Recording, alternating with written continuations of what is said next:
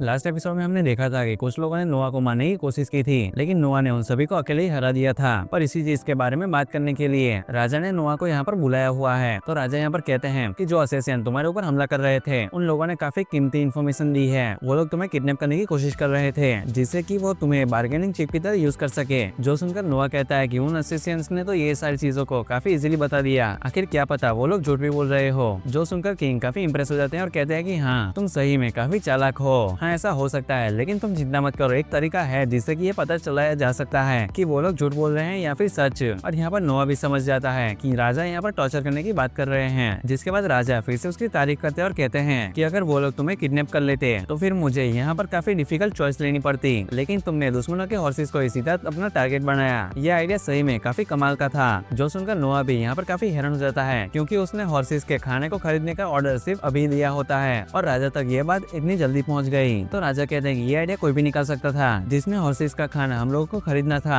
In fact जो Albert है, यानी कि जो क्राउन प्रिंस है, उसने ये आइडिया दिया था कि वो सारे रेबेलियंस को भूखा मार देगा, लेकिन तुमने ये रियलाइज करा दिया कि अगर हम लोग ऐसा करते तो वो लोग हमारे लोगों पर ही हमला करते खाने के लिए, इसलिए तुमने उन लोगों के घोड़ों को भूखा मरने का ऑप्शन चुना। और ऐसा तुमने खुद के पैसों का यूज कर किया। तुम्हारे आइडियाज और तुम्हारे एक्शन लेने की एबिलिटी सही में काफी कमाल की है। ऐसा करना बिल्कुल भी आसान बात नहीं है। किंग यहाँ पर काफी इंप्रेस हो जाते हैं और कह रहे होते हैं कि इस काम करने के लिए तुम्हें मैं एक रिवॉर्ड दूंगा। वो यहाँ पर थोड़ा सा सोचते हैं और कहते हैं कि ओके, मैं तुम्हारे कर्ज के ऊपर एक और स्वॉर्ड का एडिशन कर दूंगा। जो सुनकर नोआ यहाँ पर काफी हैरान हो जाता है। वो यहाँ पर हमें बताने लगता है कि ये जो एम्पायर है, ये वॉरियर्स का नेशन है। अगर तुम्हारे कर्ज के ऊपर स्वॉर्ड लगाई जाती है, जो कि वॉरियर का सिंबल होता है, और ऐसा होना काफी बड़ी ऑनर की बात होती है। अगर कोई भी किंग की बिना परमिशन के अपने कर्ज के ऊपर एडिशनल स्वॉर्ड को लगा लेता है, तो इसे क्राइम माना जाता है और जिसने भी ये किया है उसे मार दिया जाता है। और इस रिवॉर्ड के लिए नोआ यहाँ पर अपने फादर का शुक्रिया अदा करता है। फिर अगले सीन में यहाँ पर नोआ एलन से मिलता है। वो यहाँ पर आके बताता है कि काफी अलग अलग तरह का चारा है जो कि ट्रांसपोर्ट करने वाले हैं, और ये भी बताता है कि कौन से रास्ते से वो आने वाले हैं, इसीलिए सारा चारा खरीदना इतना भी डिफिकल्ट नहीं होगा। और रही बात रिबेलियंस के लीडर की, वो काफी बेकार बंदा है, क्योंकि वो अपने गोल को अचीव करने के लिए कुछ भी कर सकता है। मैं श्योर हूँ कि आपको उससे डरने की कोई भी जरूरत नहीं है, लेकिन फिर भी थोड़ा सा केयरफुल रहना। लेकिन तभी वहाँ पर एक सर्वेंट आती है जो कि नोआ को बताती है कि मेन गेट पर एक वांटेड सोल्जर आया है जो कि आपको अर्जेंट रिपोर्ट देना चाहता है। तो नोआ भी उसे जाकर मिलता है, जहाँ पर वो देखता है कि उस सोल्जर की काफी बुरी हालत होती है, और वो बताने लगता है कि वो अल्मारिया में काम करता है और अल्मारिया के अंदर भी विद्रोह शुरू हो चुका है। मेरे सुपीरियर्स उनसे लड़ने वाले हैं, लेकिन मुझे ये आइडिया बिल्कुल अच्छा नहीं लगा, इसलिए मैं रिपोर्ट देने के लिए आपके पास आ गया। जिसकी बातें सुनकर एनल सोचता है कि ये रिपोर्ट देने आया है, लेकिन प्रिंस को तो इसके बारे में ऑलरेडी पता है। वहीं नोआ उस सोल्जर को नहीं बताता कि उसे ऑलरेडी पता है, उसे सिर्फ कहता है कि शुक्रिया मुझे इन्फॉर्मेशन देने के लिए। और ऐसा बोलने के बाद वो अपने सर्वेंट से कहता है कि इसे हील कर दो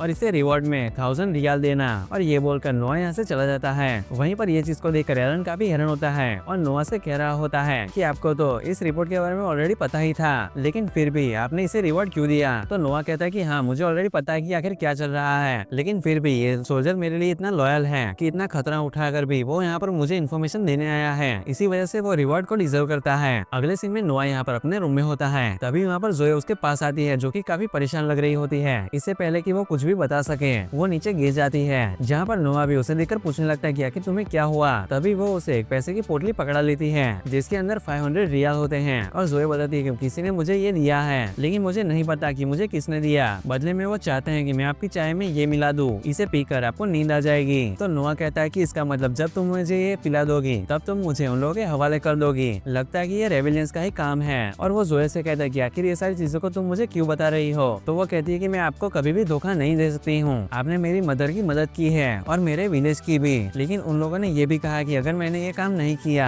तो वो लोग मुझे मार देंगे, लेकिन मुझे इससे कोई भी फर्क नहीं पड़ता, क्योंकि मैं आपको कभी भी धोखा नहीं दे सकती। और ये सुनकर नोआ यहाँ से जाता है और उसे एक चेक को पकड़ा देता है, जिसमें कि लिखा होता है कि दुश्मनों ने तुम्हें 500 रियाल में खरीदने की कोशिश की, लेकिन फिर भी तुमने मुझे धोखा नहीं दिया, इस वजह से मैं तुम्हें रिवॉर्ड में 5000 रियाल दे रहा हूँ। जहाँ पर जोए भी ये सुनकर काफी हैरान हो जाती है और वो कहती है कि आखिर मैं इतने पैसे कैसे ले सकती हूँ? तो नोआ कहता है कि नहीं, तुम्हें ये रखना ही होगा। जो सुनकर ये काफी खुश हो जाती है, जिसके बाद नोआ उसे कहने लगता है कि इम्पोर्टेंट बात ये है कि मैं इस दवाई को पीने वाला हूँ, और जैसे मैं सो जाऊँ मुझे तुम उनके हवाले कर देना, और उसके बाद मैं चाहता हूँ कि तुम भागकर जल्दी से कहीं पर छुप जाना। अगर तुम आसपास रहोगी तो वो लोग तुम्हें मारने का ट्राई करेंगे। जहाँ पर जोए को भी नोआ की बात माननी पड़ती है। और अगले सीन में नोआ को जैसे ही होश आता है तो वो देखता है कि वो तो बेहोश हो चुका था और उन रेबेलियंस ने उसको पकड़ा हुआ है और उसके हाथ पैरों को भी बांध रखा होता है। वहीं नोआ ने लिवाइथन को छुपा छुपा कर रखा हुआ था और वो उसे बाहर निकालता है और वो अपनी उसी रिंग का पावर का यूज कर अपने आप को छुड़ा लेता है और जिसके बाद उसे पता चलता है कि वो तो एक घोड़ा गाड़ी के अंदर होता है। फिर वो लिवाइथन से कहता है कि अब मुझे मेमोरीज दिखाओ, आखिर अब तक क्या क्या हुआ। जहाँ पर लिवाइथन भी उसे सब कुछ दिखा रही होती है कि जहाँ पर चाय पीने के बाद नोआ सो गया था, तब वो रिबेलियंस जल्दी से आकर उसको किडनैप कर लेते हैं। वहीं जोए भी वहाँ से भाग जाती है, लेकिन उन लोग को इस बात से कोई भी फर्क नहीं पड़ता। वो लोग सीधा ही नोआ को बांधकर वहाँ से ले जाते हैं। फिर हमें वापस से प्रेजेंट का सीन दिखाया जाता है, जहाँ पर नोआ कहता है कि मुझे अब सारी सिचुएशन समझ में आ गई है, और ऐसा बोलने के साथ ही वो उन लोगों के सामने चला जाता है, जो देखकर वो लोग भी काफी शॉक हो जाते हैं और कहते हैं कि आखिर इसकी रस्सी किसने छोड़ी। वहीं नोआ इनका कोई भी सवाल का रिप्लाई नहीं देता है और सीधा ही जाकर एक बंदे के ऊपर हमला कर उसे मार देता है, जो देखकर नोआ भी कहता है कि मैं काफी सोच रहा था कि तुम लोगों से मुझे कोई काम की इन्फॉर्मेशन मिल जाएगी, लेकिन मुझे लगता है कि तुम सभी लोग काफी यूजलेस हो। जो सुनकर वो सभी लोग काफी गुस्से में आ जाते हैं और अब वो नोआ के ऊपर हमला कर देते हैं, जहाँ पर नोआ भी उनके सारे हमलों से बच रहा होता है और एक एक करके सभी को मारे जा रहा होता है। और सभी को हराने के बाद नोआ देखता है कि जोए वहाँ पर कुछ गार्ड्स को लेकर आ चुकी होती है और वो भी यहाँ पर नोआ को सेफ देखकर काफी खुश हो जाती है और कहती है कि माफ करना, मुझे पता है कि आपने मुझे छुपने के लिए कहा था, लेकिन मुझे आपकी काफी चिंता हो रही थी, तो मैं आपको बचाने के लिए आई, लेकिन यहाँ पर देखकर लगता है कि इसकी कोई जरूरत ही नहीं थी। ये सब सुनकर नोआ फिर गार्ड्स के कैप्टन से कहता है कि इन सारे गुंडों को संभाल लो तुम। फिर वो भी मान जाते हैं और एक एक कर सारे गुंडों को उठाने लगते हैं। वहीं एक आदमी को उठाते टाइम उसकी तलवार नीचे गिर जाती है, तभी वो गार्ड भी उस तलवार को उठाने ही वाला होता है, जो देखकर नोआ जल्दी से उसको रोकता है और कहता है कि इसे बिल्कुल भी छूना मत। जो सुनकर सभी लोग थोड़ा सा पीछे हो जाते हैं, जहाँ पर नोआ फील कर पा रहा होता है कि इस डैगर के अंदर से काफी भयानक एनर्जी निकल रही होती है, जहाँ पर नोआ भी सेंस कर पा रहा होता है कि इसके ऊपर कर्स लगा हुआ है और इसके ऊपर कर्स लगाने वाला कोई और नहीं बल्कि रिबेलियन का लीडर करफुन है। और अब नोआ के दिमाग में एक आइडिया आता है, जिस आइडिया के बारे में वो लिवाइथन से कहता है और कहता है क्या तुम ये कर सकती हो, तुम जैसे मैजिक स्वॉर्ड के लिए ये करना काफी आसान होगा। जहाँ पर लिवाइथन भी उसे इशारा करते कहती है कि हाँ, कि वो बिल्कुल भी तैयार है। और अब नोआ भी लिवाइथन की पावर का यूज कर हमला कर देता है और वो हमला हम देखते हैं कि दुनिया के बाहर निकलकर काफी दूर जाता है और वो हमला अपने आप ही करफुन को ढूंढ लेता है और सीधा ही जाकर उसे लगता है और वो इस वजह से वो मार जाता है। मतलब कुछ भी चल रहा है। एनीवेज अब हमें अगले दिन का सीन दिखाया जाता है, जहाँ पर किंग अब फिर से नोआ की तारीफ कर रहे होते हैं और कहते हैं कि कल रात तुमने रेबिलियन के लीडर को हमला कर मार दिया। वो हमला उसे काफी अचानक से लगा, उसे रिएक्ट करने का कोई मौका भी नहीं मिला। तो नोआ भी कहता है कि हाँ, उसने लिवाइथन का यूज किया और उसके हेटरेट का पीछा किया और सीधा ही हमला कर उसे मार दिया। अब क्योंकि करफुन मर चुका है, जिस वजह से अल्मरिया के जितने भी रेबिलियंस हैं और अब उनके पास कोई भी लीडर नहीं है, तो अब हेनरी जाकर सभी लोगों को शांत करा देता है और इस तरीके से ये विद्रोह यहीं पर ही रुक जाता है। फिर अगले सीन में हमें यहाँ पर काउंसिल का सीन दिखाया जाता है, जहाँ पर हमें पता चलता है कि जिस किसी ने भी विद्रोह किया था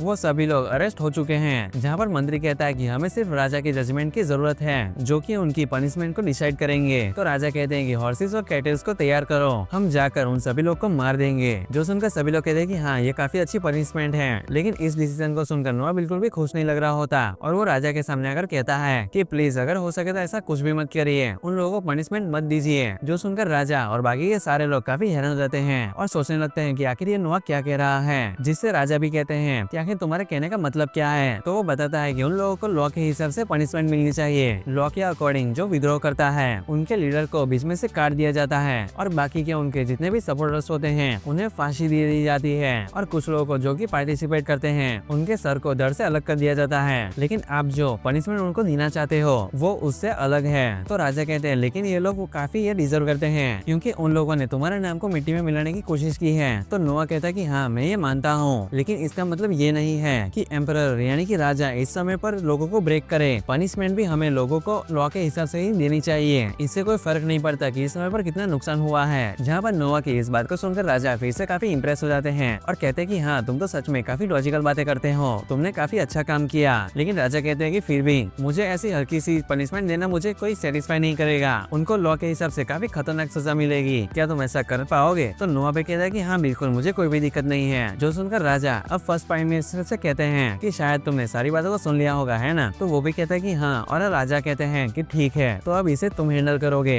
वहीं पर हम देखते हैं कि जहाँ पर वो काफी सारे लोग बैठे थे वो अब नोआ की बातें सुनकर काफी इंप्रेस लग रहे होते हैं और कहते हैं कि नोआ तो बिना डरे राजा के सामने आ गया, वो सही में काफी कमाल का है। वही राजा भी इंप्रेस होकर नोआ के पास आते हैं और कहते हैं कि तुमने मुझे गलती करने से रोक दिया, अगर तुम मुझे रोकते नहीं तो हिस्ट्री में मेरा बुरा नाम बन जाता, और इस काम के लिए मैं तुम्हें एक रिवॉर्ड दूंगा और रिवॉर्ड के तौर पर मैं तुम्हें एक टाइटल देना चाहता हूँ। मेरे सभी बच्चों में से सबसे कमाल के बच्चे तुम हो, तुम काफी समझदार हो और चालाक भी हो, इसलिए मैं तुम्हें टाइटल दे रहा हूँ वाइस का, यानी कि कि समझदार का। और ये सुनकर सभी लोग काफी हैरान हो जाते हैं क्योंकि प्रिंस नोआ को यहाँ पर टाइटल मिल चुका है, क्योंकि आज से पहले ऐसा कभी भी नहीं हुआ है। और नोआ भी यहाँ पर खुश होकर किंग का शुक्रिया अदा करता है। वहीं किंग भी अब कहने लगते हैं कि काश तुम्हारा जन्म पहले हुआ होता तो क्राउन प्रिंस तुम बनते। जो सुनकर सभी लोग वापस से नोआ से इम्प्रेस हो जाते हैं, क्योंकि राजा के लिए ये बात बोलना काफी बड़ी बात होती है। ये काफी ज्यादा ऑनर की बात होती है। जिसके बाद राजा नोआ से कह रहे होते हैं कि नाइट सिलेक्शन एग्जाम काफी जल्द होने वाला है, क्या तुमने डिसाइड कर लिया है कि उसमें तुम कैसे जज करोगे? तो नोआ भी कहता है कि हाँ, मेरे पास एक प्लान है, क्या मैं आपको बता सकता हूँ? तो राजा भी यहाँ पर मान जाते हैं और हम अगले सीन में नोआ को यहाँ पर बैठे हुआ दिखते हैं, जहाँ पर उसके चारों ओर